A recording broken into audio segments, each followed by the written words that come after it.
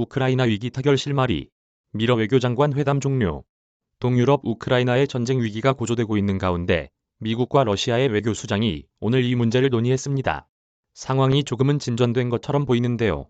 베를린 연결해 알아보겠습니다. 김규수 특파원. 블링컨 미국 국무장관, 라브로프 러시아 외무장관 회담에서 어떤 결론이 나왔나요?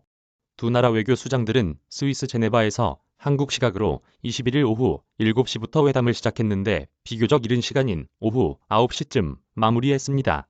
오늘 구체적 결론에 이른 건 아니지만 약간의 진전이 있었다. 우선 한숨은 돌렸다고 평가할 만합니다.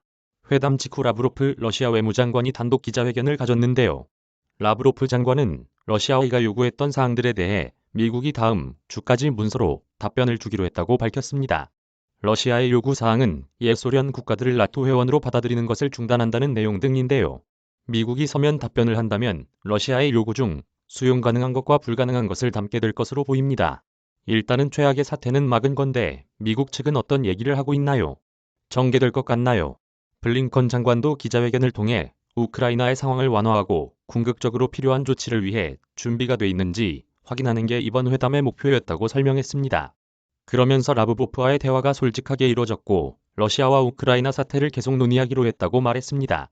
러시아 측이 밝힌 문서 답변과 관련해선 동맹국들과 상의 후 다시 제안을 하겠다고 밝혔습니다.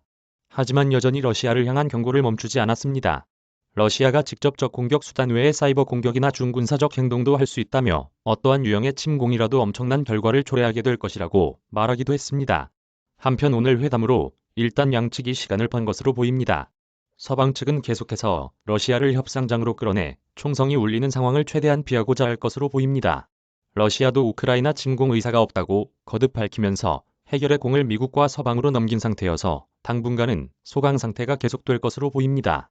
한편 전문가들은 러시아가 우크라이나 국경을 넘어 군대를 보내는 방식에 앞서 비정규전을 통해 영향력을 확대하는 방식을 택할 가능성이 있다고 보고 있습니다. 지금까지 베를린에서 전해드렸습니다. 김규수 기자.